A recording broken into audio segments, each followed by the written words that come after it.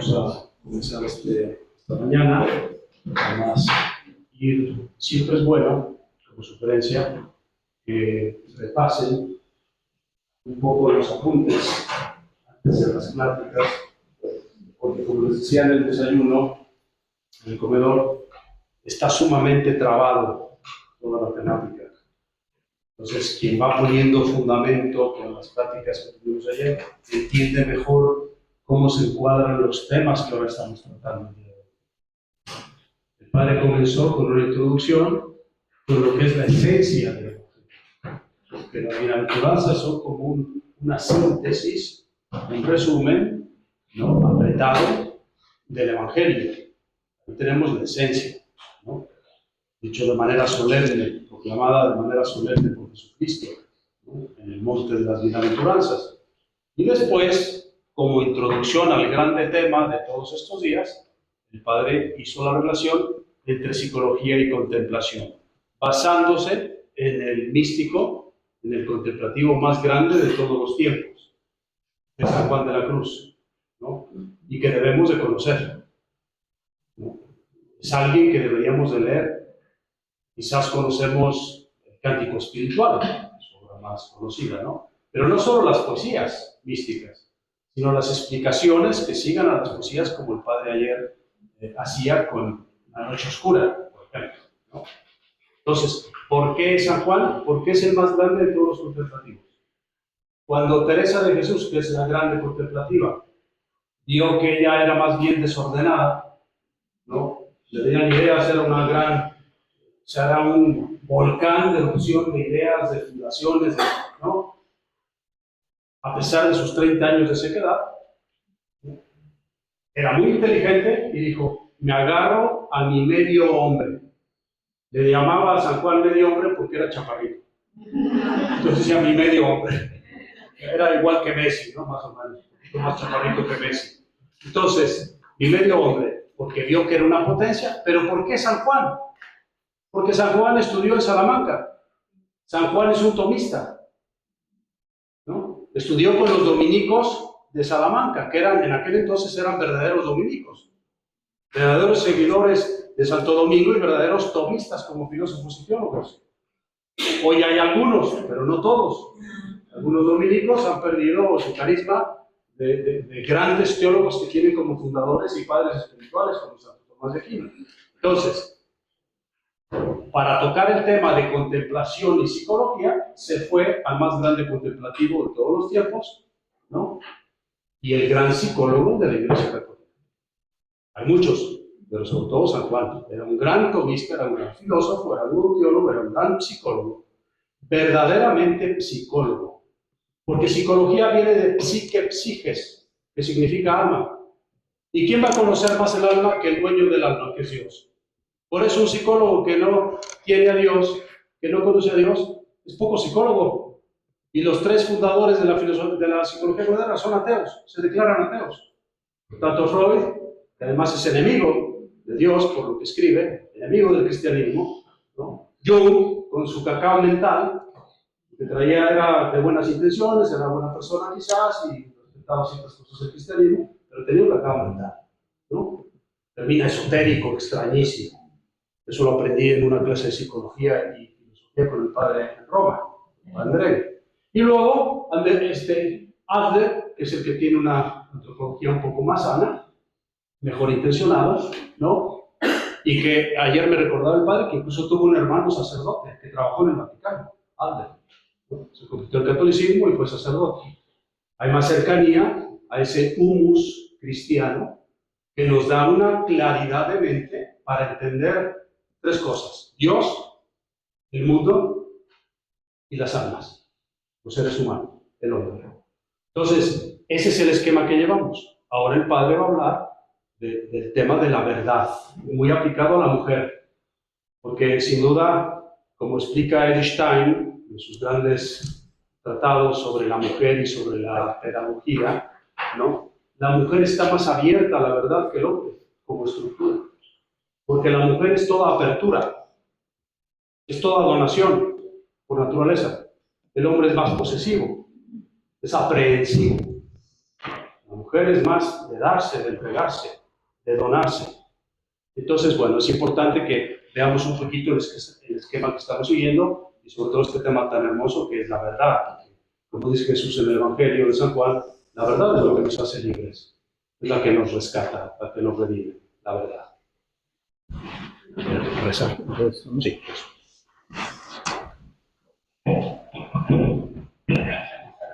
En el nombre del Padre, del Hijo y del Espíritu Santo.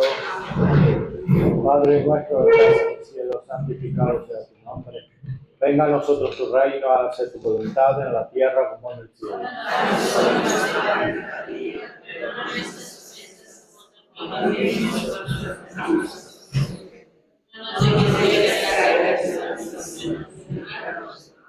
Dios te salve María, llena eres de gracia, el Señor es contigo. Bendita tú eres entre todas las mujeres y bendito es el fruto de tu vientre, Jesús.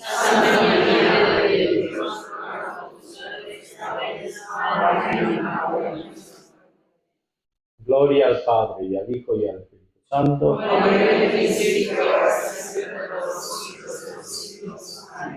En el nombre del Padre, del Hijo y del Espíritu Santo. Bueno,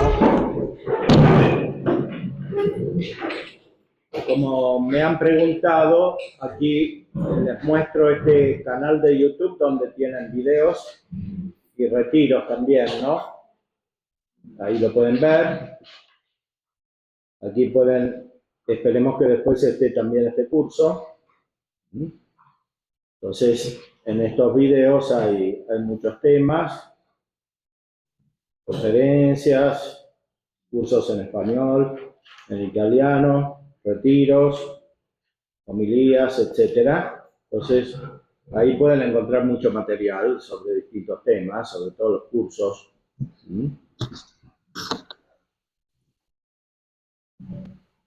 También sobre psicología, para las que les interese más este aspecto.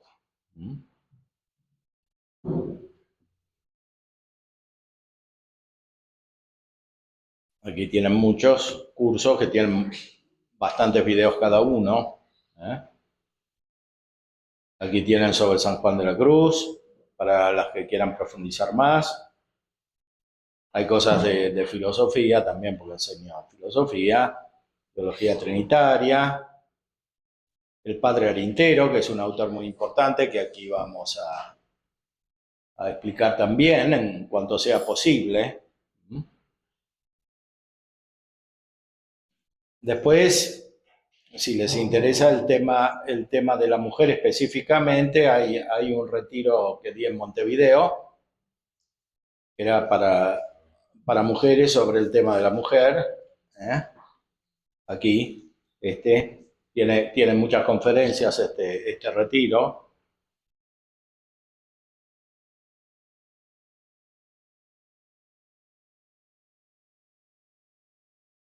Bueno, creo que con eso tienen muchos elementos.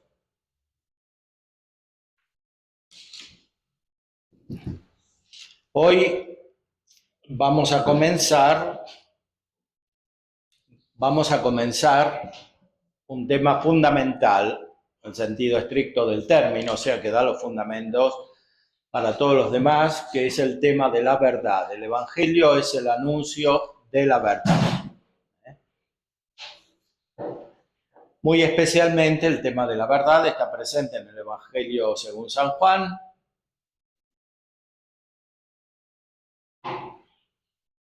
En el capítulo 16, nuestro Señor dice que el Espíritu Santo, que nos promete, nos llevará a la verdad completa.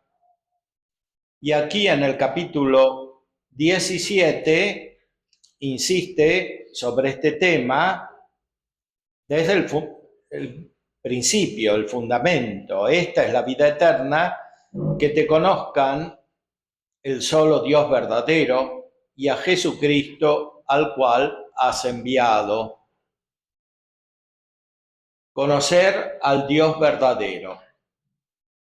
Esto, por supuesto, implica que hay dioses falsos, los dioses de los paganos, de los antiguos. Pero no solamente esto, sino que Dios es la verdad y que conocerlo significa conocer cada vez más la verdad, y que para conocerlo es necesario amar la verdad, amar la verdad. Santo Tomás, que referiremos después como autoridad, nos indica que el bien es una cierta verdad y la verdad es un cierto bien. Cuando amamos la verdad, amamos un bien. Dios es todas las perfecciones juntas, es la perfección de todas las perfecciones que supera nuestra mente. Y lo primero que aparece de Dios a nuestra inteligencia es que Él es la verdad. Entonces, estamos como envueltos por la verdad en el sentido de que nuestra vida es tal como es nuestra búsqueda de la verdad. El encuentro de la verdad es aquel que nos da la felicidad, porque es nuestro bien, y cuando conocemos que tenemos nuestro bien, hay una repercusión en nuestro afecto, en nuestra voluntad, en nuestros afectos sensibles también. Esa repercusión es la felicidad, el gozo en sentido pleno, definitivo. Todo el Evangelio entonces es la revelación de la verdad. Y tener una vida cristiana auténtica significa vivir en la verdad. El Nuevo Testamento lo dice de muchas maneras. Por eso pone como fundamento la fe. Por supuesto, también habla de la caridad. Habla de la fe y habla de la caridad. En el Evangelio la caridad es esencial, pero tanto la fe como la caridad están juntas. Y viene primero la fe y después la caridad, porque no puede haber caridad sin fe.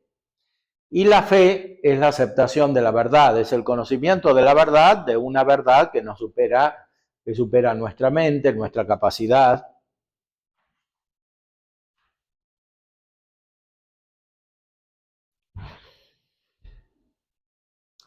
El mundo vive en la mentira. Eso también es un mensaje del Nuevo Testamento, un mensaje fundamental. Cuando se dice que el mundo está bajo el poder del demonio, se dice también que es el padre de la mentira, o sea que enreda la vida humana de manera tal que no se pueda conocer la verdad.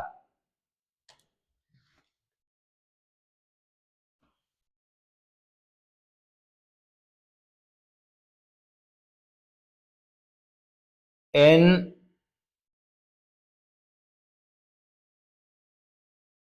el Nuevo Testamento aparece de muchas maneras esto, pero muy especialmente en la carta a los Romanos de San Pablo, donde se dice que los hombres tienen atrapada la verdad en la injusticia. La injusticia es también la mentira.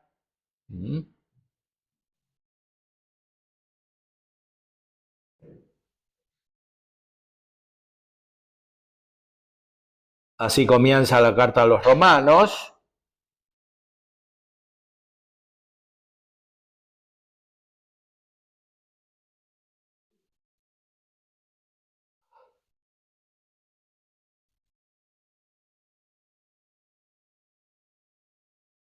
No me avergüenzo del Evangelio porque es potencia de Dios para salud de todo aquel que cree.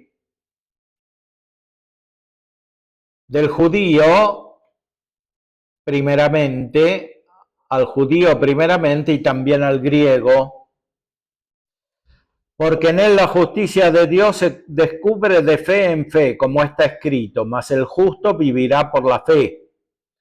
La fe es el conocimiento de la verdad, el conocimiento de la verdad divina, Dios que se manifiesta. Porque manifiesta es la ira de Dios del cielo contra toda impiedad e injusticia de los hombres, que detienen la verdad con injusticia. A veces se traduce que tienen atrapada la verdad en la injusticia. O sea, la verdad no se puede manifestar totalmente porque la vida humana es injusta. Y por eso también es mentirosa, que es la actitud contraria a la verdad inmediata que nosotros conocemos. Los hombres pueden conocer a Dios, incluso antes de tener fe, pero no lo quisieron conocer. No quisieron sacar las consecuencias de este conocimiento. Las cosas invisibles de Él, su eterna potencia y divinidad, se echan de ver desde la creación del mundo, siendo entendidas por las cosas que son hechas, de modo que son inexcusables. O sea, los que no quieren conocer a Dios no tienen excusa porque hay un apetito natural de conocer la verdad. Hay una estructura humana que permite llegar al conocimiento de la verdad. Incluso el hombre caído en la corrupción del pecado puede conocer la verdad. Conocer la verdad significa sacar las consecuencias, glorificarlo como a Dios, pero los hombres no lo hicieron, habiendo conocido a Dios, no lo glorificaron como a Dios ni le dieron gracias, antes se desvanecieron en sus discursos y el necio corazón de ellos fue entenebrecido.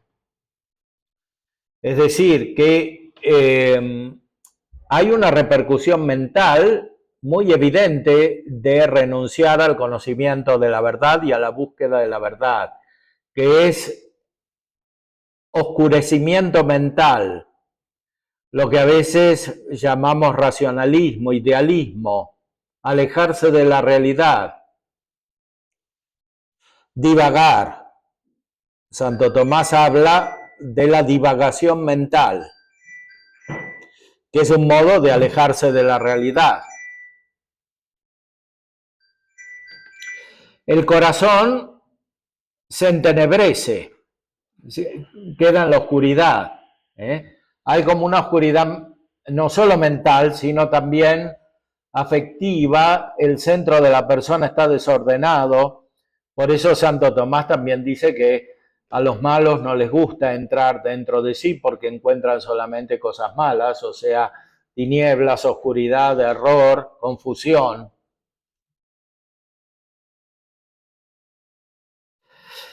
Esto engendra un círculo vicioso. Diciéndose ser sabios, se hicieron fatuos, vanos, y trocaron la gloria del Dios incorruptible en semejanza de imagen de hombre corruptible, de aves, de animales, de 4 pies, de serpientes. Eso es el paganismo, es la idolatría, lo cual lleva a un deterioro mayor, por lo cual también Dios los entregó a inmundicia en las concupiscencias de sus corazones, de suerte que contaminaron sus cuerpos entre sí mismos, los cuales mudaron la verdad de Dios en mentira, o sea, se volvieron homosexuales, dice aquí, como consecuencia de no haber reconocido la verdad. Más aún, cambiaron la verdad de Dios por la mentira, que son los vanos razonamientos, el modo de pensar equivocado y oscuro. Mudaron la verdad de Dios en mentira, honrando y sirviendo a las criaturas antes que al Criador. Por eso los entregó a afectos vergonzosos, pues aún sus mujeres mudaron el natural uso en el uso que es contra la naturaleza, y del mismo modo también los hombres. Dejando el uso natural de las mujeres, se encendieron en sus concupiscencias los unos con los otros, cometiendo cosas nefandas hombres con hombres, y recibiendo en sí mismos la recompensa que convino a su extravío. O sea, los hombres sufren las consecuencias, los hombres y las mujeres, de este alejamiento de la verdad, que es un tipo de conducta que va contra la naturaleza y por tanto es destructivo de la propia naturaleza. Y como a ellos no les pareció tener a Dios en su noticia, Dios los entregó a una mente depravada. Esto es lo peor de todo. No solamente que tienen una deformación en su conducta, incluso sexual, sino que su mente está depravada. Esto es palabra de Dios, de San Pablo. O sea, la mentira, la falsedad rige cada vez más. No solo en general en la sociedad, sino en la mente humana. Estando atestado, y como a ellos no les pareció tener a Dios en su noticia, Dios los entregó a una mente depravada para hacer lo que no conviene. Es decir, que cuando uno se aleja de la verdad, cae en una deformación moral, y esta deformación moral, a su vez, oscurece más el entendimiento y se crea un círculo vicioso del cual no se puede salir. El único modo de salir es con la gracia de Dios, y esta supone la fe. Sin la fe no se puede salir. Por eso aquí San Pablo también repite lo que dice el Antiguo Testamento: el justo vivirá por la fe. Esa vida es la gracia. Es la vida de Dios participada. El justo vivirá por la fe. Es decir, que cuando se recibe la fe, que es el verdadero conocimiento, el conocimiento de la verdad, es posible la vida propiamente humana. Esa vida propiamente humana no se puede tener sin la gracia de Dios, que es la participación de la vida divina en nosotros, la comunicación de la misma vida que tiene Dios, de la Santísima Trinidad. Efectivamente, no se puede conocer la Santísima Trinidad sin la fe. Los hombres que no tienen fe están lejos de Dios, lejos de la Trinidad, pero también lejos de Dios como creador, y por eso se va pervirtiendo su conocimiento de Dios, y junto con el conocimiento, consecuentemente, se pervierte la conducta, la operación, el modo de obrar, ético y político, porque, como ya decía Aristóteles, la ética siempre es política, o sea, la moral no es solamente individual. Las virtudes se refieren a los demás y a Dios. Entonces, cuando se deprava, se oscurece el conocimiento de Dios, hay una deformación moral, y la deformación moral es también política, porque afecta a la sociedad por naturaleza. El hombre por naturaleza es social o político, como decía Aristóteles. Entonces, la verdadera solución de los problemas humanos es la gracia, y en el orden social la vida de la gracia es la Iglesia. Por eso los grandes teólogos y también el magisterio de la Iglesia, los grandes papas, han desarrollado la visión de la sociedad política que tiene por centro a Cristo. Por ejemplo, la encíclica Quas Primas del Papa Pío XI. Y siempre la Iglesia mantuvo esto, incluso el Concilio Vaticano II. Hay un deber de las personas, pero también de las sociedades, respecto de la verdadera religión y de la única Iglesia de Cristo, dice el Concilio Vaticano II. O sea, el Estado no tiene por qué ser laico o ateo, menos todavía. O sea, debería reconocer la revelación. Claro, estamos muy lejos, pero el sentido de la renovación de la vida personal y de la vida social que permite la gracia es justamente este.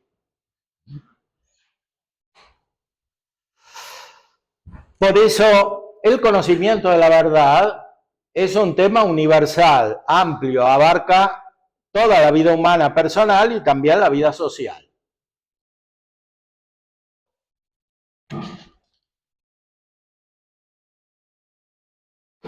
La sociedad no se puede desarrollar sin verdad. sobre la base de la mentira, que equivale a las ideologías erradas, a las falsas filosofías que alejan del conocimiento de la verdad. Si no está esto, ¿qué sucede? Que Dios los entrega una mente depravada para hacer lo que no conviene. O sea, es la mente misma la que funciona mal. La deformación, la degeneración moral es una consecuencia. Estando atestados de toda iniquidad, de fornicación, de malicia, de avaricia, de maldad, llenos de envidia, de homicidios, de contiendas, de engaños, de malignidades, murmuradores, detractores, aborrecedores de Dios, injuriosos, soberbios, altivos, inventores de males, desobedientes a los padres, necios, desleales, sin afecto natural, implacables, sin misericordia. Todo esto pasa cuando no se conoce la verdad.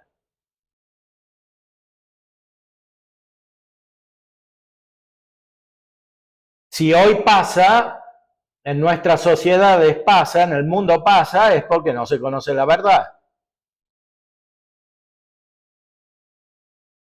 Que habiendo entendido el juicio de Dios, que los que hacen tales cosas son dignos de muerte, no solo las hacen, mas aún consienten a los que las hacen, los aprueban. Es decir, hacen una teoría justificando lo que está mal.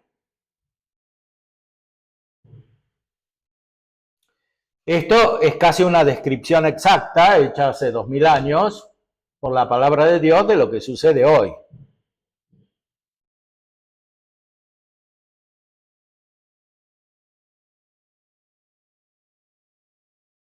Es como que en parte el mundo se hubiese arrepentido de haber creído en la verdad, de haber aceptado la verdad que viene de Jesucristo. La solución es evidente, es volver a la verdad. Obrar, como dice San Ignacio, en sentido contrario a la tentación. Si la tentación fundamental de hoy es alejarse de la verdad, lo que hay que hacer es acercarse a la verdad, conocer la verdad, enseñar la verdad.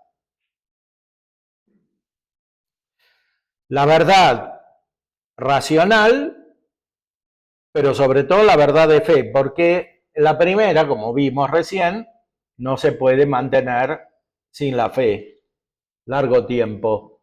Cuando se pierde la fe, se pierde la razón.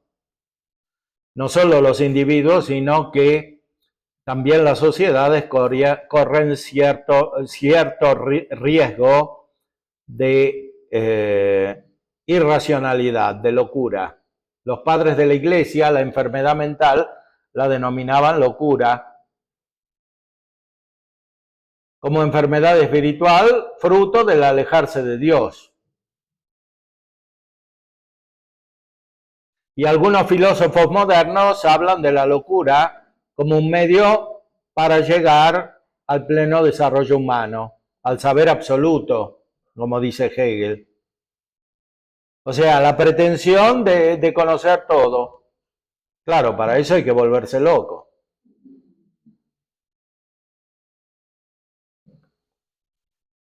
Bueno, la palabra de Dios nos ilumina acerca de lo más profundo de la vida humana. El conocimiento de la verdad.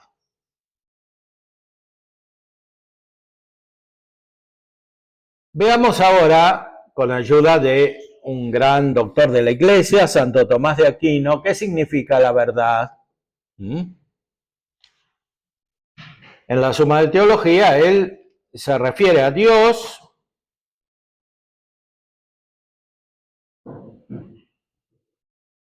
a las perfecciones divinas, la bondad de Dios, que es la perfección primera y principal que conoce nuestra mente, con la revelación y con la razón. En la Sagrada Escritura Dios se manifiesta como bueno. como misericordioso, como aquel que libera a la humanidad de sus males y de sus pecados, que son los males principales. La bondad de Dios es su perfección. Esta bondad de Dios nosotros la conocemos de muchas maneras.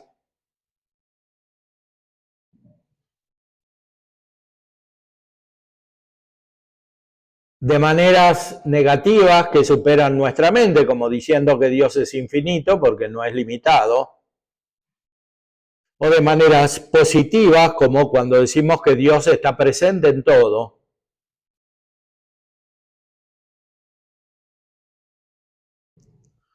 Dios es la realidad última, perfectísima, absoluta,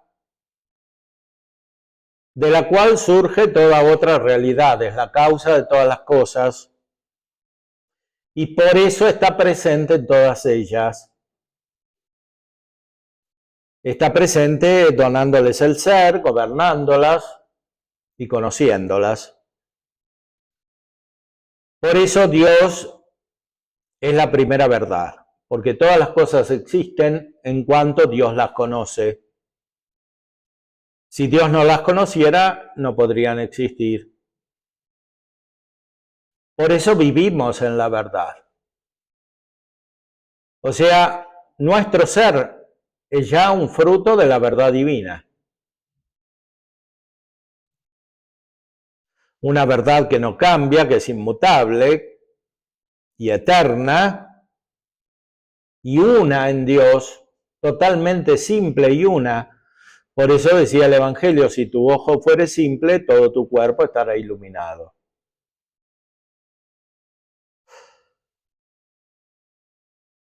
Dios conoce todo, decíamos. En Él están las ideas de todas las cosas y Dios es la verdad. Dios es la verdad. ¿Qué quiere decir que Dios es la verdad?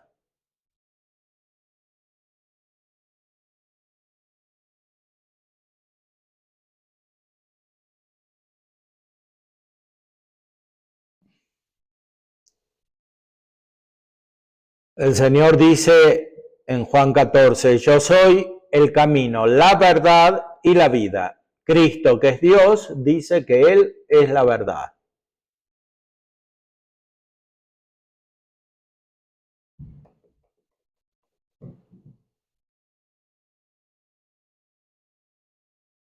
La verdad se encuentra en el entendimiento en cuanto que aprehende las cosas como son, y en las cosas en cuanto que son adecuables al entendimiento.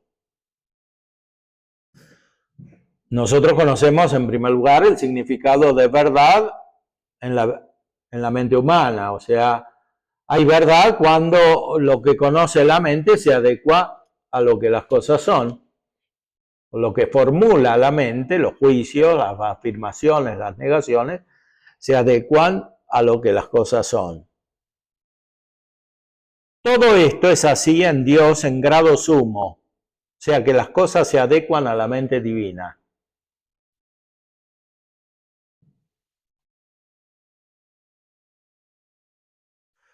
En Dios la verdad es la fuente del ser, en nosotros es una consecuencia, porque las cosas son, en nuestra mente existe la verdad.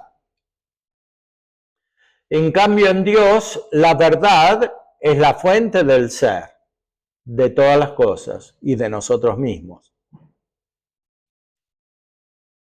Todo esto es así en Dios en grado sumo, pues su ser no solo se conforma a su entendimiento, sino que también es su mismo entendimiento. O sea, Dios es conocimiento que se conoce a sí mismo. Entonces, Dios es absolutamente verdadero. Pero además, Dios, en su conocer, es la medida y causa de cualquier otro ser y entendimiento. Y Él mismo es su ser y conocer.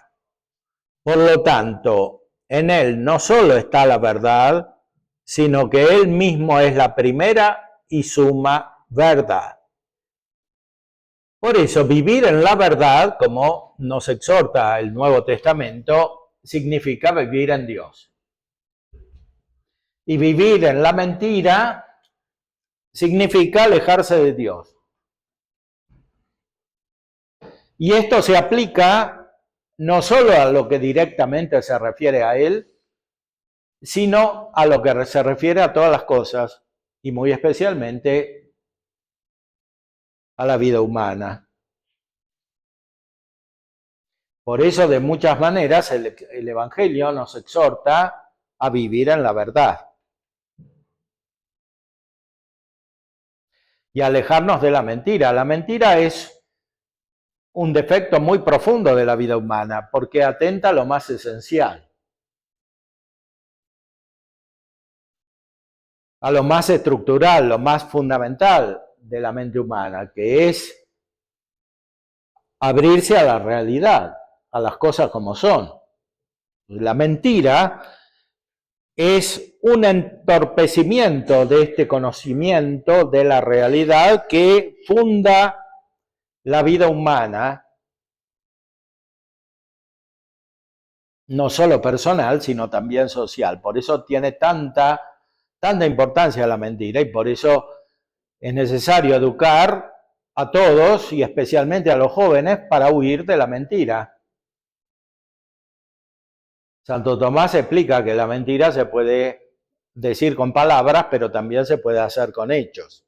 Es lo que él llama simulación. Hacer parecer una cosa para decir otra. Hacer parecer algo que no corresponde a la realidad. La simulación. Por eso es muy importante en la vida humana como tal y sobre todo en la vida espiritual, huir de la mentira, vivir siempre en la verdad.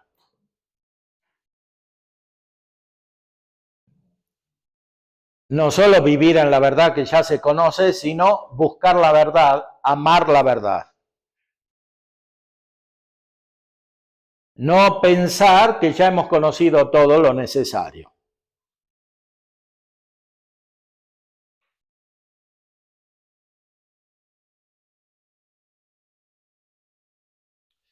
En el mismo Evangelio, según San Juan, nuestro Señor dice que busca adoradores en espíritu y en verdad.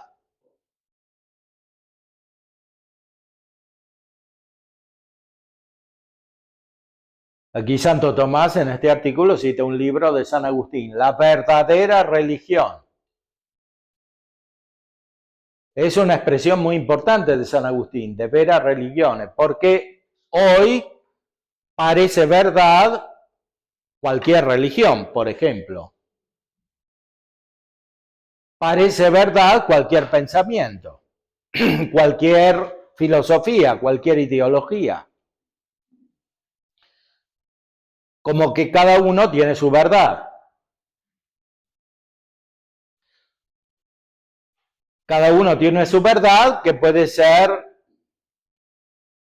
contradictoria con la del otro.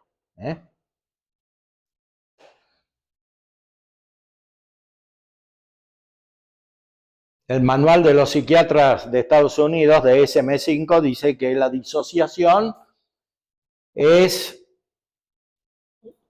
una lealtad a dos verdades contradictorias. Bueno, tanto más cuando hay muchas. En realidad es una formulación inexacta, no puede haber dos verdades contradictorias.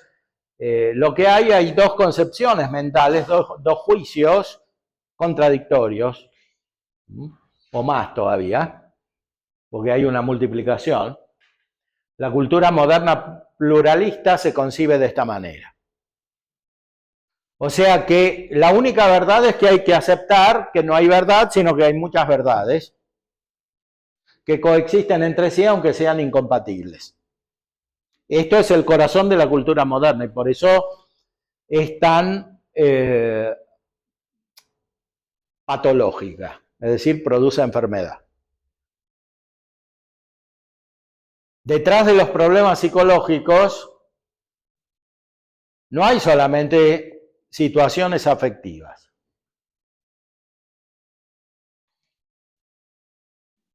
hay situaciones intelectuales. O sea, hay un alejamiento, una ignorancia o incluso un alejamiento positivo por medio de adhesión a doctrinas erróneas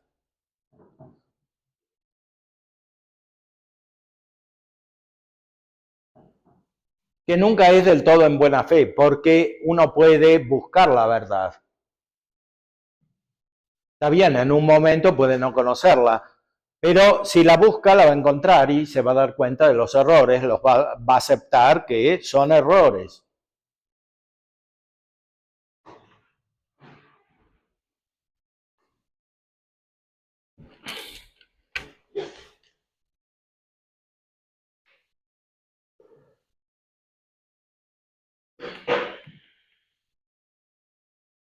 Lo verdadero de nuestro entendimiento se da cuando se conforma a su principio, esto es, a las cosas de las cuales toma el conocer. Nuestro entendimiento es verdadero cuando corresponde a la realidad. Esto es fundamental. El Evangelio es realista, nos hace conocer la realidad, no alejarnos de la realidad.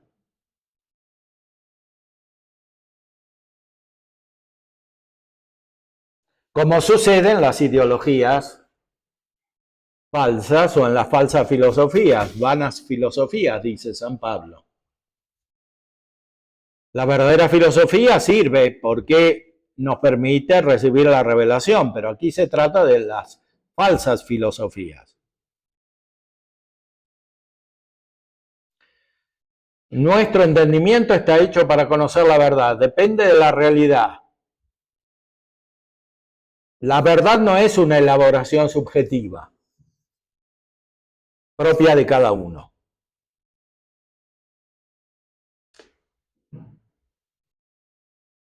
Ahora, esa verdad de las cosas, la realidad, depende de la mente de Dios. La verdad de las cosas se da cuando se conforman a su principio, esto es, al entendimiento divino.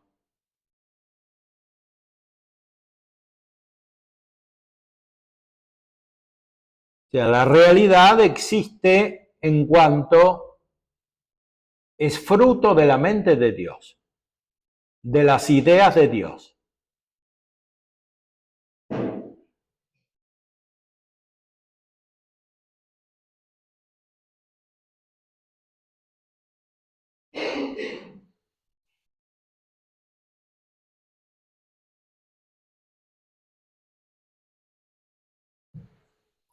Esa verdad finalmente, por eso es Dios mismo, como ya dijimos anteriormente. Para conocer la verdad finalmente, entonces hay que referirse a Dios, hay que tener la mente puesta en Dios.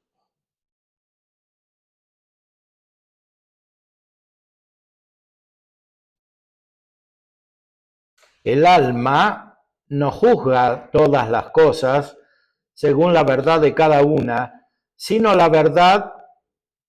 según la verdad primera, reflejada en ellas como en un espejo, según los primeros principios. O sea, cuando nuestra mente se acerca de verdad a la realidad como es, se encuentra a Dios. Y para conocer esa realidad como es, tiene que tener la mente en Dios. Y eso es natural. El hombre está hecho así. Es imagen de Dios.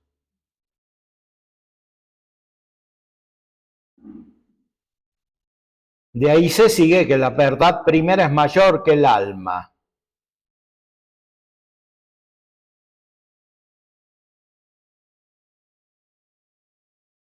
Y sin embargo, también la verdad creada presente en nuestro entendimiento es mayor que el alma.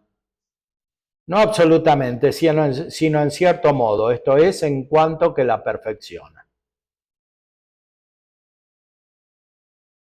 Si no estamos abiertos a la verdad, no puede haber perfección. Ni perfección natural en la vida humana, ni perfección evangélica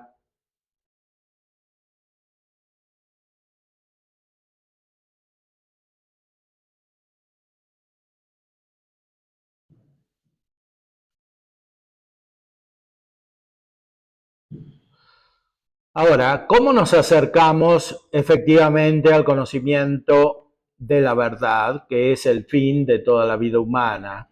¿Mm? Buscándola como un bien.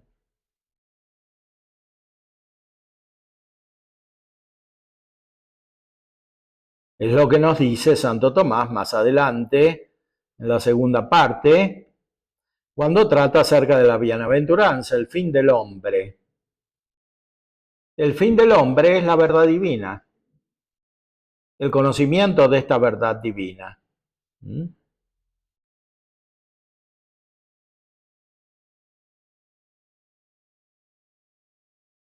No puede no haber un fin en la vida humana.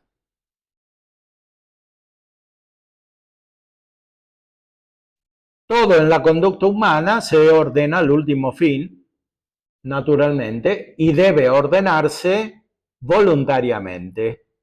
Esto es la vida moral. Efectivamente, hay un fin último de la vida humana. Se lo conozca o no, precisamente o no. Ya lo sabían los filósofos. No puede haber una serie infinita de bienes. Tiene que haber un bien último.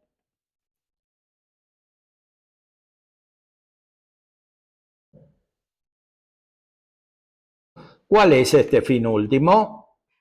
Este bien último.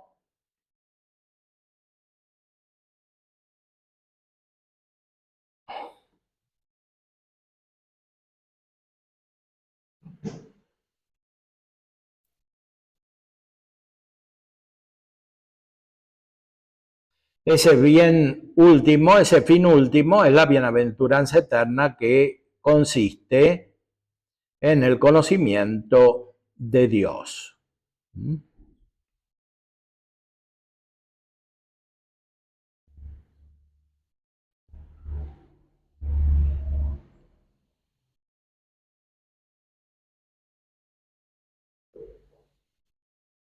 El mismo fin último de todos los hombres, que no es objeto de elección.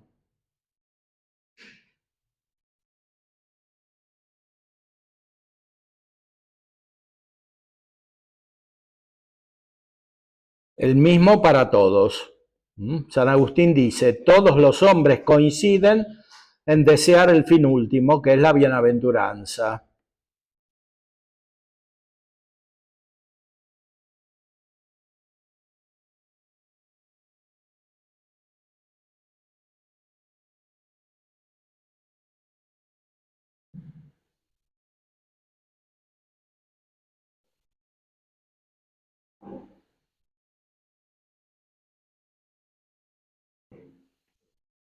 El conocimiento de Dios, la visión de la esencia de Dios, que no se puede alcanzar sino en esta vida por la fe y en la vida eterna por la luz de la gloria, que es como la transformación de esa fe.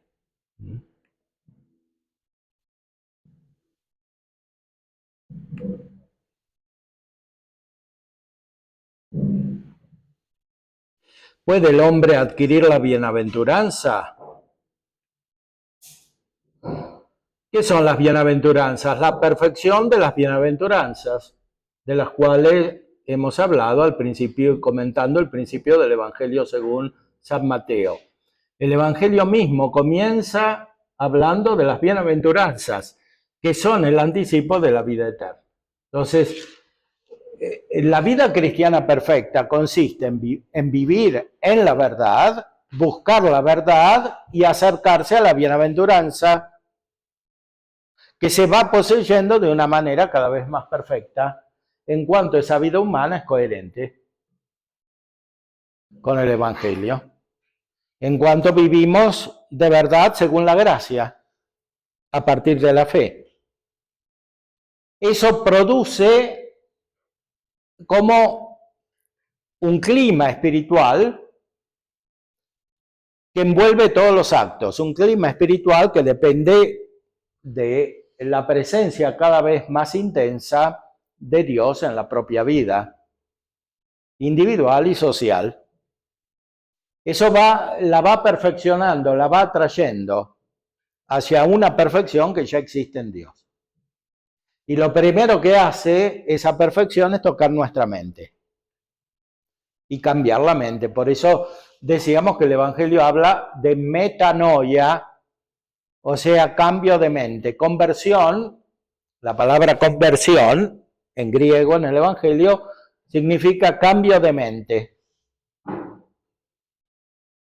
Llevar la mente más allá, meta, más allá de donde está. Por eso en la vida humana hay una transformación constante cuando está presente la gracia y está presente la revelación de la verdad. Y en cambio hay una involución constante, un deterioro cuando no está presente esa verdad. Es lo que experimentamos, no solo en las personas, sino también en las sociedades. Cómo se van destruyendo, autodestruyendo. Cómo van incurriendo toda esa lista larga de males que puso San Pablo en el principio de la carta a los romanos. Es imposible salir de ahí sin la fe y sin la gracia. O sea, el moralismo natural es absurdo, es imposible. La vida humana, por más que tenga algunas virtudes verdaderas, se deteriora inexorablemente si no está la fe y la gracia.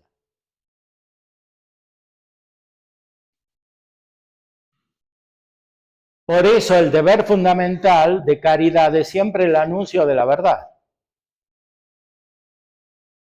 antes que todo lo demás.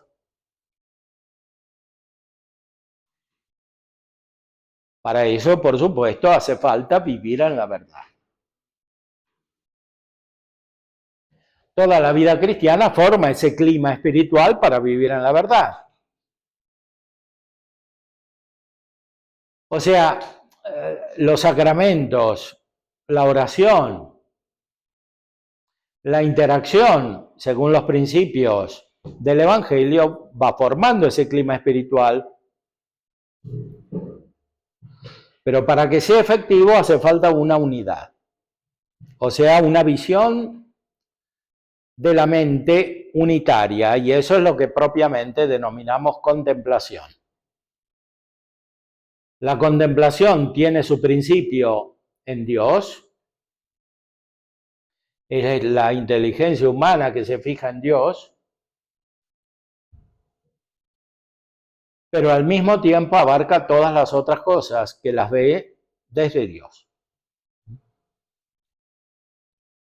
Por eso la enseñanza de los grandes doctores acerca de la verdad tiene tantas repercusiones psíquicas, personales y también sociales, como dijimos.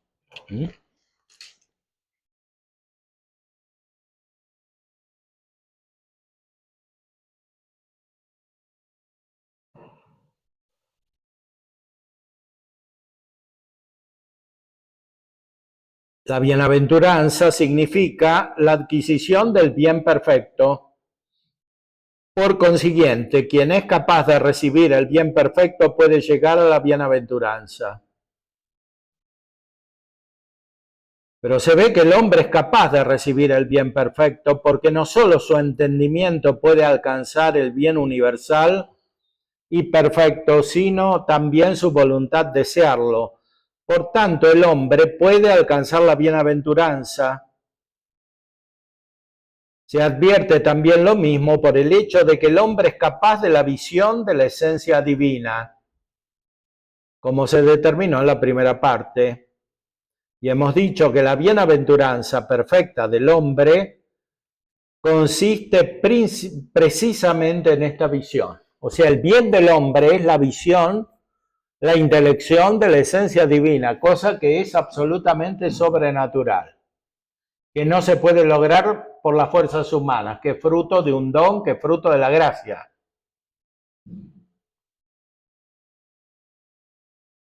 Todos los hombres están llamados a esto y lo deben buscar, pero no lo pueden alcanzar sin la gracia. Y por eso los que no aceptan la fe y la gracia no pueden llegar. Esto es el trama fundamental de la existencia humana, que divide todo, la luz de las tinieblas.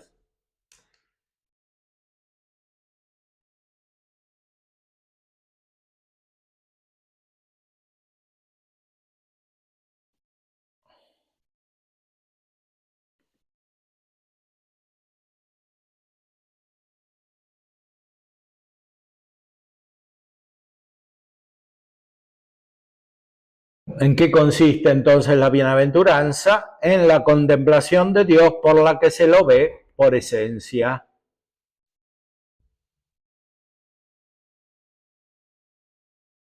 Como se dice en la primera carta de Juan, cuando aparezca seremos semejantes a Él y lo veremos tal cual es. Entender a Dios significa esto. Entender a Dios que es infinito, lo cual supera totalmente la capacidad mental de cualquier hombre, naturalmente considerado, e incluso de cualquier ángel. Los ángeles no pueden ver la esencia de Dios por su naturaleza, solamente por gracia. La visión que tienen los ángeles buenos de la esencia de Dios es por la gracia de Dios, no porque les corresponda. Mucho más para nosotros, la visión de la esencia de Dios, que es la perfección, el fin de la vida humana, es gracia. Es la gracia en el sentido más pleno del término. Por eso, teológicamente se afirma que Cristo tenía la visión beatífica de Dios. O sea que Cristo, no solo como Dios, sino como hombre, veía la esencia de Dios cuando estaba en la tierra, incluso durante la pasión. Porque la fuente inmediata de nuestra bienaventuranza, de la adquisición, de la visión de la esencia de Dios, es Cristo mismo. O sea, Él nos da lo que tiene. La contemplación que tiene Él de Dios nos la comunica. Este es todo el sentido de la encarnación e incluso de la Eucaristía. Que nos comunique lo que Él tiene, que es la gracia plena. Como dice el principio del Evangelio según San Juan, lo hemos visto lleno de gracia y de verdad. Lleno de gracia y de verdad. Eso es lo que recibimos en nuestra mente. Y eso es la contemplación, que va creciendo en nosotros poco a poco hasta hacerse definitiva en la vida eterna. En este mundo no puede crecer sin la oscuridad. Si no hubiese oscuridad no sería auténtica contemplación. Sería una especie de delirio, de locura, como dijimos antes.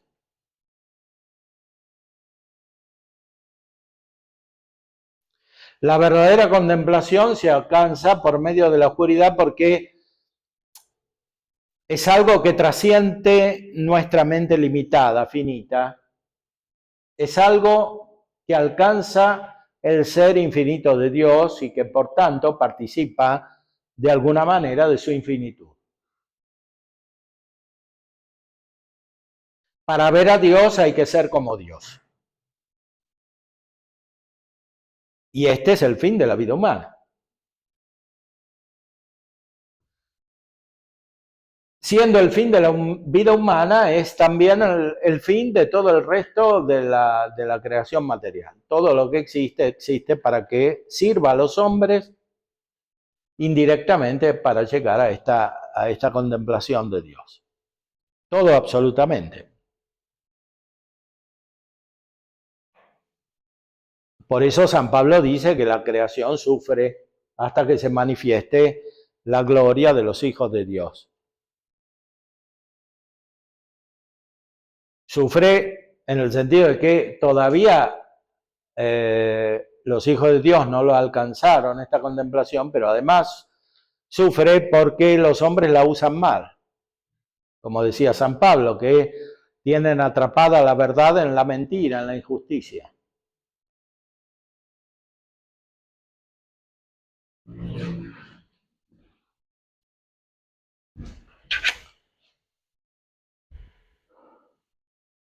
La bienaventuranza última y perfecta solo puede estar en la visión de la esencia divina. Para comprenderlo claramente hay que considerar dos cosas. La primera, que el hombre no es perfectamente bienaventurado mientras le quede algo que desear y buscar. Tiene que ser el fin del deseo, ya está, ya lo he alcanzado. La segunda, que la perfección de cualquier potencia se aprecia según la razón de su objeto, pero el objeto del entendimiento es lo que es. Es decir, la esencia de la cosa, como se dice en el De Anima, el libro sobre el alma de Aristóteles. Por eso la perfección del entendimiento progresa en la medida que conoce la esencia de una cosa.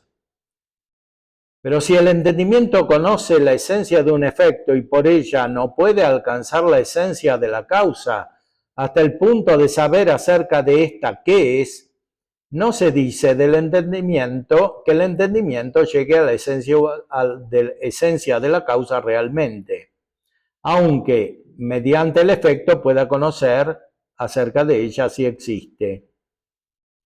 Y así, cuando el hombre conoce un efecto y sabe que tiene una causa, naturalmente queda en él el deseo de saber también qué es la causa. Y este es un deseo de admiración que causa investigación, como se dice en el principio de la metafísica de Aristóteles.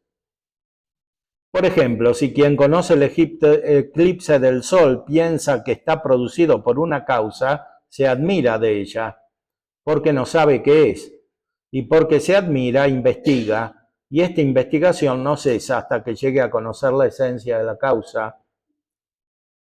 O sea, esto es el motor de todo el conocimiento, la admiración.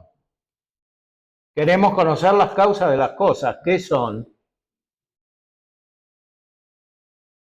Si pues el entendimiento humano, conocedor de la esencia de algún efecto creado, solo llega a conocer acerca de Dios si existe, su perfección aún no llega realmente a la causa primera, sino que le queda todavía un deseo natural de buscar la causa. Por eso todavía no puede ser perfectamente bienaventurado. Así pues se requiere para una bienaventuranza perfecta que el entendimiento alcance la esencia misma de la causa primera. Y así tendrá su perfección mediante una unión con Dios como con su objeto, en lo único en que consiste la bienaventuranza del hombre, como se dijo. Es decir, toda la vida humana entera, todos los aspectos materiales y sobre todo espirituales se ordenan a esto. ¿Para qué tenemos un cuerpo? Para que tengamos sentidos. ¿Para qué tenemos sentidos? Para conocer de manera tal que nuestra inteligencia funcione. ¿Para qué tenemos inteligencia? Para conocer el ser de las cosas, para que sea perfeccionada por el ser, por la realidad misma de las cosas, y finalmente para que sea perfeccionada por la realidad misma de Dios, para que seamos como Dios. Este es el fin de la vida humana, de todo.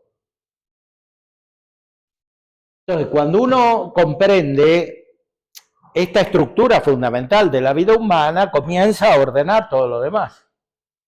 Pero si no lo sabe, vive desordenadamente. La mayoría de los hombres vive desordenadamente. ¿Por qué? Porque están lejos de la verdad. La esencia del Evangelio es la revelación de la verdad.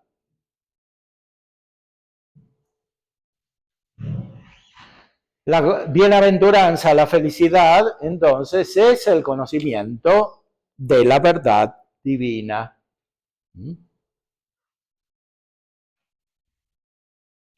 Y toda la vida humana tiene que estar signada, determinada por este anhelo de conocer la verdad. Todo lo que hacemos. Por eso el Evangelio es siempre huir de la mentira, de cualquier tipo de mentira. Empezando por la mentira respecto de sí mismo. siguiendo por la mentira respecto de los demás y terminando por la mentira respecto de Dios.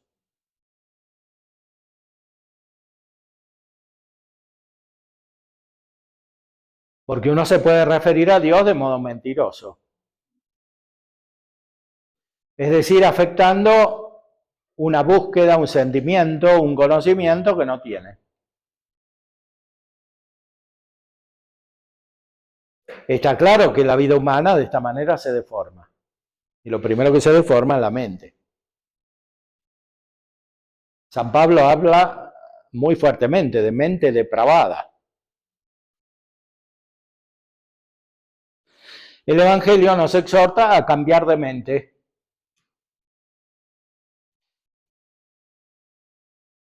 Esto no es algo inconsciente, sino que es cada vez más consciente, porque no existe el conocimiento de la verdad del cual uno no se dé cuenta que lo tiene. Justamente, y cuando busca la verdad se da cada vez más cuenta, es más consciente.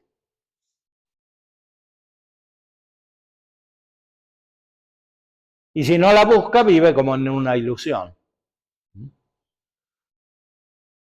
Los filósofos y psicólogos modernos hablan de esta ilusión, ¿no? Kant, Freud, escribió El porvenir de una ilusión, que para él es la religión. Entonces uno no tiene que vivir en la ilusión, tiene que vivir en la realidad, que es la verdad. Y para vivir en la verdad hay que tener la mente fija en Dios. Eso es la contemplación. No se puede identificar la contemplación con un modo de vida externo. Está bien, hay algunos que siguen una regla de vida contemplativa, pero eso es siempre un medio. Lo esencial es cómo está la mente humana. O sea, ¿qué es lo que uno busca? ¿Y cómo está determinado el conjunto de la vida humana? Vivir en la verdad. Eso es la contemplación, estar cada vez más despierto porque se conoce cada vez más la verdad divina, se va acercando cada vez más a la verdad divina. Por supuesto, cuanto más crece este conocimiento de la verdad divina, de alguna manera hay más conciencia de la oscuridad, porque uno se da cuenta de la diferencia infinita que hay entre todo lo que existe y Dios. Dios no es nada de lo que es. Como dice también Santo Tomás, se lo conoce como distinto de todo. Nada de lo que es. Y ni siquiera Dios es nada de lo que está en nuestra mente, ni de las luces espirituales que tenemos cuando tratamos de elevarnos a Dios. Dios siempre está más allá de eso, en esta vida. Solamente se puede revelar cómo es, o sea, podemos conocer la esencia de Dios en la vida eterna. Y esto no se pierde y no cambia. En cambio aquí el camino espiritual, como dijimos anteriormente, se puede perder o se puede oscurecer. Y la mente se puede confundir. Confundir quiere decir mezclar. Uno mezcla una cosa con la otra. Lo terrenal con lo eterno. La mentira con la falsedad, con la verdad. Eso es confusión mental,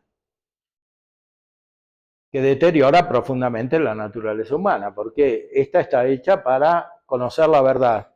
Esta es su perfección, es su bien, es lo que la atrae profundamente.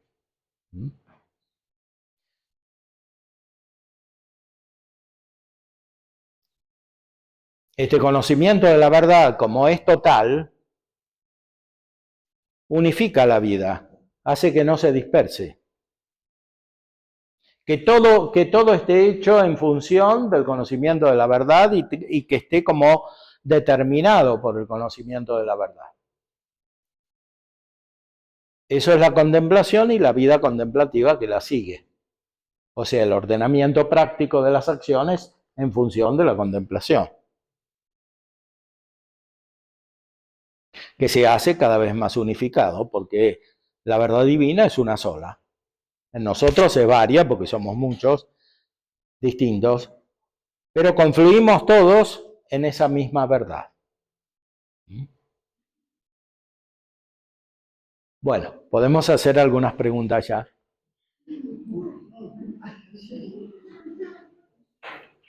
Todo muy claro. Nada más les pido que cuando hagan la pregunta, hablen fuerte. Si posible se ponen de pie y hablen fuerte para que escuchemos bien, dado que no está funcionando. Bueno, señora. Señora, El Evangelio nos invita a huir de la mentira, empezando con la mentira de sí mismo, del otro y de Dios. En una palabra, vivir entonces en armonía, que es el primer pecado original.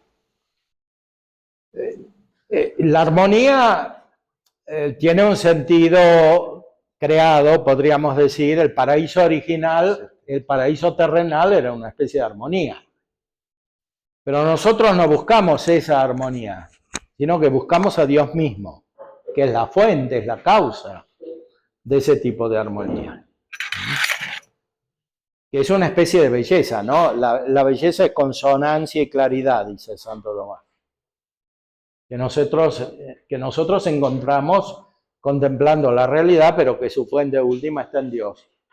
Por eso Santo Tomás dice que el ser de las cosas proviene de la divina belleza.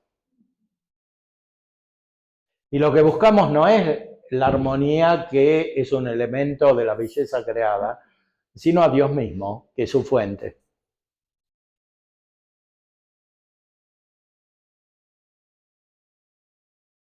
O sea, aquí en esta belleza no podemos conocer a Dios como es en sí, ni la belleza de Dios, ni el ser de Dios, ni la bondad de Dios, ni la verdad de Dios. Aquí mencionó, dijo, la bienaventuranza eterna es el conocimiento de Dios. Y dijo, esto no es objeto de elección. No. Y es el mismo para todos. Pero al mismo tiempo tenemos esa libertad.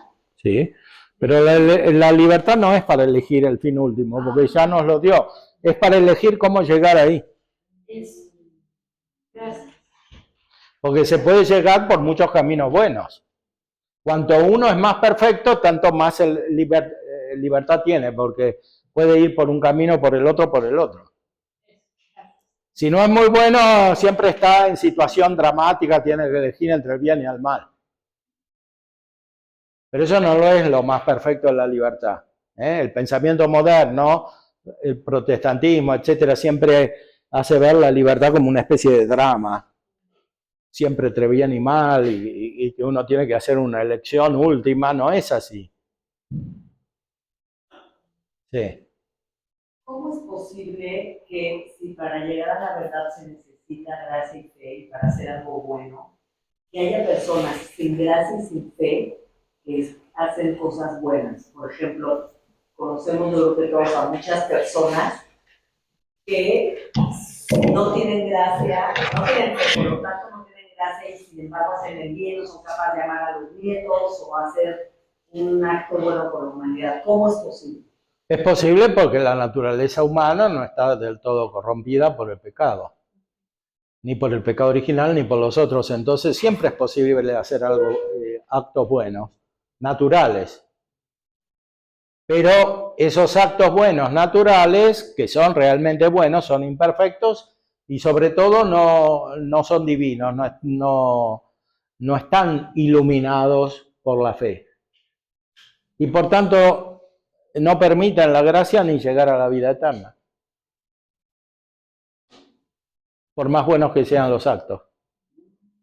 Eso es esencial, porque hoy nos engañan muchas teorías y muchas personas, a lo mejor con buena intención y con buena voluntad, a decirnos que creen lo que quieras, haz lo que quieras, pero sé bueno y tú vas a alcanzar la plenitud. Y esta idea está muy metida y no la creemos, no hasta en la vida diaria. Y esto nos aleja mucho de los sacramentos y de la palabra y de la profundidad. Pero sí está inmerso hasta en nuestra cultura de manera a veces muy sutil y a veces muy contundente. Pues tener la claridad esta de esa vida plena, la plenitud en la gracia, en la vida eterna, solamente es a través de la bienaventuranza y del conocimiento del bien perfecto y de la realización. Claro, eso es el fin Pero verdadero. sí tenemos en la propia iglesia Sí. como estas diferentes direcciones que son bien peligrosas, ¿no? Muy sutiles. Bueno, todas esas direcciones no pertenecen propiamente a la iglesia, son opiniones privadas. Son más bien ideologías. Claro. O sea, todo lo que es apartarse de la verdad no es de la iglesia. Algo que y creo Como que- el mal tampoco es de la iglesia. O sea, si una persona es mala y comete esa lista de pecados que puso San Pablo, todo eso no pertenece a la vida de la iglesia, pertenece a él. ¿Qué pasa con esas personas que se alejan de Dios, hacen obras buenas, y por ejemplo mueren? ¿No? Que conocemos a veces personas que podemos ser nosotros mismos o gente cercana. ¿Qué podemos hacer para No, y por eso siempre hay que predicar el Evangelio. Ese es el deber de caridad principal, porque hoy también está esa otra trampa o confusión de pensar que haciendo obras buenas externas uno ya vive el Evangelio sin predicar la verdad. y sin comprometernos? Claro, comprometernos quiere decir buscar la verdad no solo para nosotros, sino también para los demás. Esa es la obra de caridad principal. Anunciar el Evangelio. Y vivir en el oración. Bueno, el Papa lo dijo hace poco, ¿no? Que la pobreza más grande es no conocer a Dios. Padre, yo también mencionaba, perdón, el ser humano puede conocer esa esencia divina a través del conocimiento y de iluminar con la palabra y la vida y la bienaventuranza. Y decía que los ángeles no, solo por gracia de Dios. En el caso del demonio, ¿cómo es eso? No, el demonio no conoce la esencia de La Dios. esencia de Dios. Y tampoco su inteligencia es inteligencia, es solo astucia, ¿no? No, es inteligencia, pero está deformada por el vicio de la astucia. La astucia es un modo de razonamiento práctico dirigido a fines malos, por medios malos, o incluso por medios buenos. O al revés, dirigirse a medios buenos, pero por medios malos. Todo tiene que ser bueno. En el razonamiento práctico también. Pues, lo que entendí es que somos seres imperfectos y se logra esa perfección al llegar a Dios, que es el fin último, o la bienaventuranza. Y a la vez que es la verdad, o sea, absoluta, ¿no? O sea, nunca vamos a llegar a la verdad en esta vida hasta que llegamos a la vida eterna. Estamos en un camino, por lo tanto, estamos en un camino de lucha, porque siempre vamos a estar deseosos de esa perfección y de esa verdad. Entonces, mientras más te acercas a Dios, más orden tienes en tu vida, pero a la vez más ignorante eres, porque te das cuenta que no puedes llegar a él. Bueno, más ignorante relativamente a lo que se conoce, pero no más ignorante en sí. O sea, los que ni siquiera se dan cuenta que son ignorantes están más lejos de la verdad todavía, ¿no?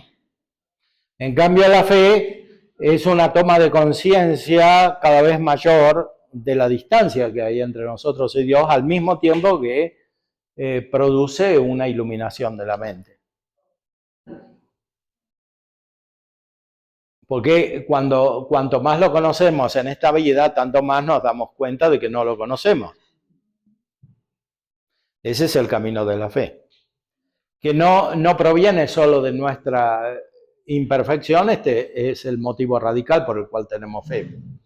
Porque nuestra inteligencia no puede ver la esencia de Dios aquí, si usa los sentidos, ¿no? Porque los sentidos son particulares, o sea, si conoce un color o un olor o una un sonido, pero los sentidos no son universales. Dios es todo el ser. Entonces, mientras nuestra inteligencia necesita los sentidos, está como limitada, que es cuando tenemos el cuerpo. Por eso no podemos ver a Dios en esta vida. Y si algún santo como San Pablo o Moisés vieron a Dios, dice San Tomás, porque Dios hizo un milagro, es como que le sacó el alma del cuerpo sin que se mueran, para que pueda funcionar sola y ver la esencia de Dios, ¿no? Además de esto está el problema de la corrupción moral, porque los hombres tienen atrapada la verdad en la mentira, no simplemente porque son imperfectos, sino porque son malos. Esa corrupción moral aleja radicalmente la mente de Dios. Aunque todavía se puedan conocer algunas verdades, por ejemplo, que Dios existe. Hay gente mala que sabe que Dios existe. Padre, en algún momento usted nos habló de la bienaventuranza perfecta. Se logra hasta que el conocimiento alcance la esencia misma de la causa primera. Que es Dios, sí. Le agradecería un poquito más. Bueno, quiere decir que mientras estamos en este mundo vemos siempre los efectos. O sea, los efectos de la causa. Sea naturales, dice San Tomás, sea sobrenaturales. Porque a veces conocemos a Dios porque nos admiramos de la creación material, pero a veces conocemos a Dios porque nos iluminó interiormente, porque nos hizo más buenos, porque nos hizo tener una consolación, porque nos hizo tener una iluminación. Pero todo eso no es conocer directamente a Dios, sino los efectos de Dios, incluso sobrenaturales, por la gracia. O cuando comulgamos, Santo Tomás dice que es el sacramento de la caridad y que en la comunión se produce una dulzura, una dulcedumbre, que es fruto de la presencia de Cristo, que es Dios, pero todavía no lo conocemos, es el sacramento de la fe, como decimos en la misa, ¿no? Este es el sacramento de nuestra fe. Es sacramento porque es un signo, sí, se produce un efecto en nosotros, pero está la fe. La misa se celebra mientras hay fe, después cuando no hay más fe, porque está la visión beatífica de Dios, está el fin de la misa, que es la contemplación de Dios. Por eso se dice que la Eucaristía es el pan de los ángeles, porque la Eucaristía en su sentido radical está en los que contemplan a Dios, los ángeles y los santos. Y nosotros cuando celebramos la misa es como que tenemos una comunicación de eso que pasa en el cielo cuando los ángeles y los santos contemplan a Dios. Porque la Eucaristía se celebra principalmente en el cielo,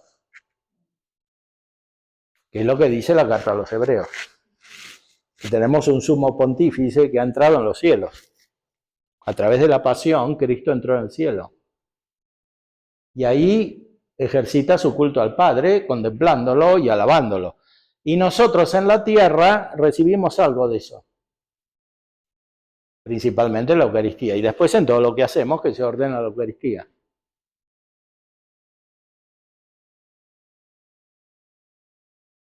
Por eso es muy importante crecer en la unidad del conocimiento.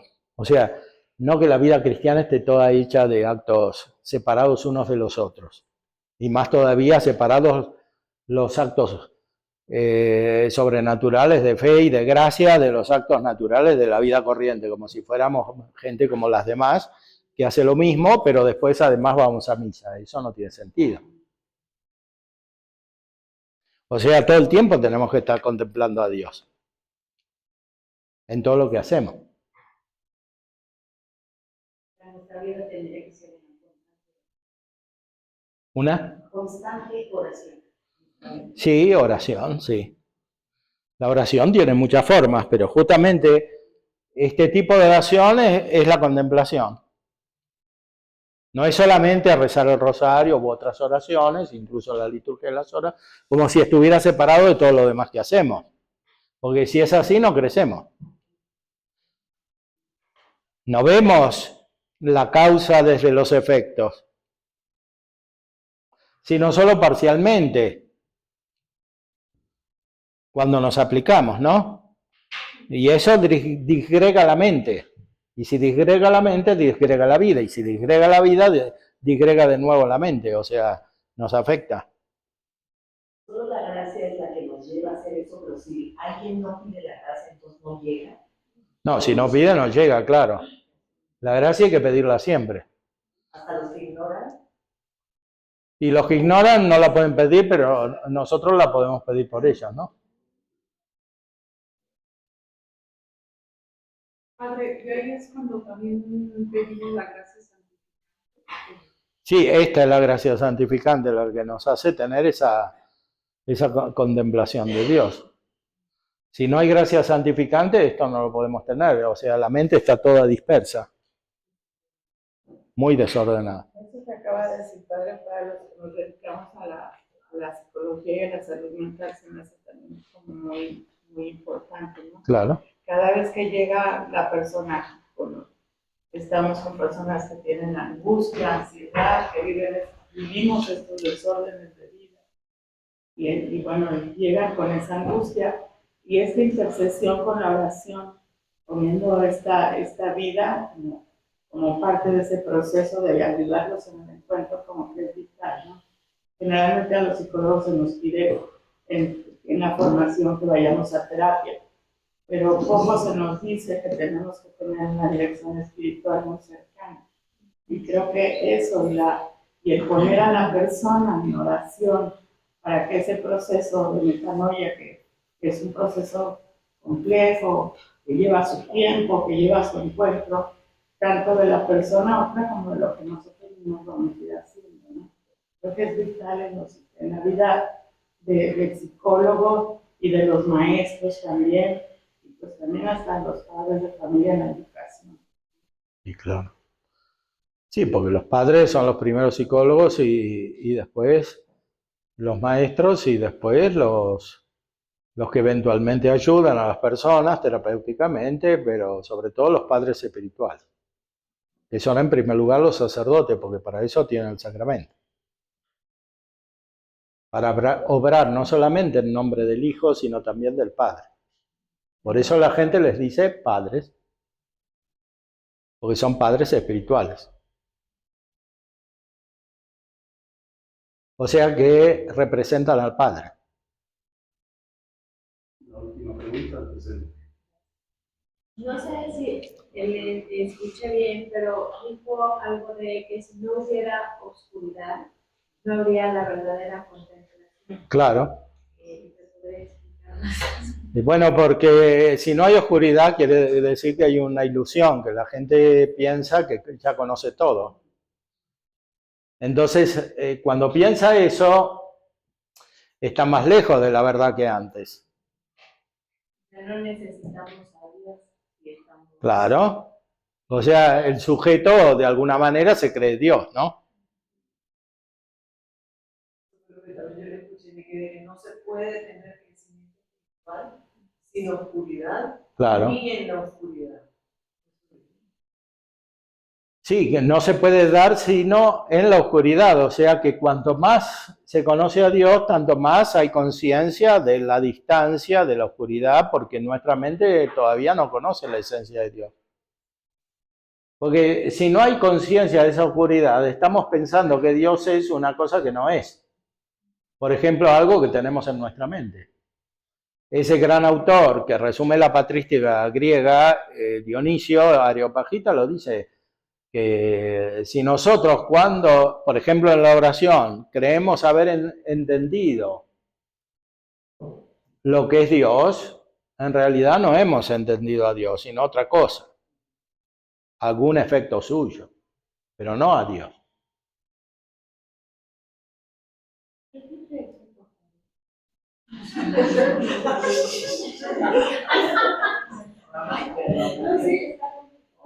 Que si en la oración Pensamos haber entendido a Dios o haber conocido directamente a Dios. En realidad no lo hemos conocido ni entendido, sino que hemos entendido y conocido otra cosa, un efecto suyo. Por ejemplo, su bondad, o su belleza, o su verdad. Porque en sí mismas esas no las podemos conocer aquí. Oscuridades como las limitaciones, como la naturaleza caída. No, y también por ser naturaleza, no solo caída, porque cualquier naturaleza creada es limitada. No tiene todo el ser de Dios, ¿no? Como se dice en filosofía, San Tomás lo dice, ¿no? Que la esencia es distinta del ser. Dios es todo el ser y cada cosa creada no representa todo el ser de Dios. El ser es distinto de la esencia, o la esencia es distinta del ser. Solo en Dios la esencia de Dios es su propio ser. Y ese ser es infinito, es el mismo ser subsistente.